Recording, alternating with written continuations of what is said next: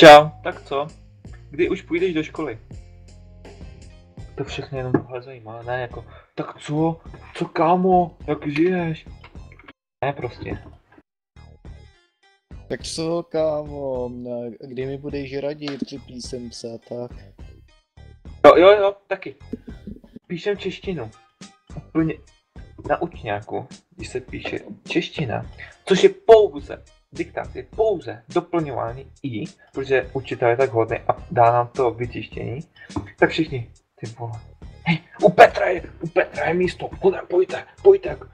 Ne, nechoďte tam, já tam jdu. Kámoš tam vedle mě sedí. Uhni, všichni na něj. A pokaždý lidi, co jsou okolo mě, mají za jedna. Zajímavý, co? A hlavně jsou tam lidi, kteří... Náhoda.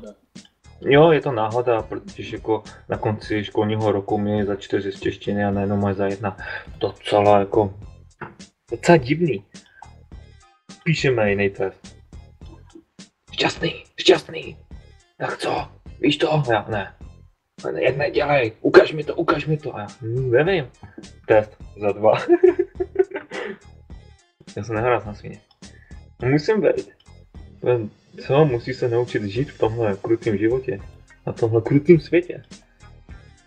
Jak to dneska neoborci, co seděli vedle mě, tak dělali nehorázný bordel.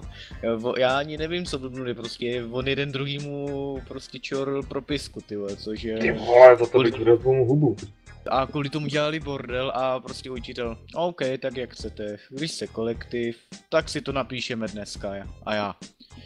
Ty vole, kurva, vy jste kokoti nehorázní, protože já jsem to totálně neuměl.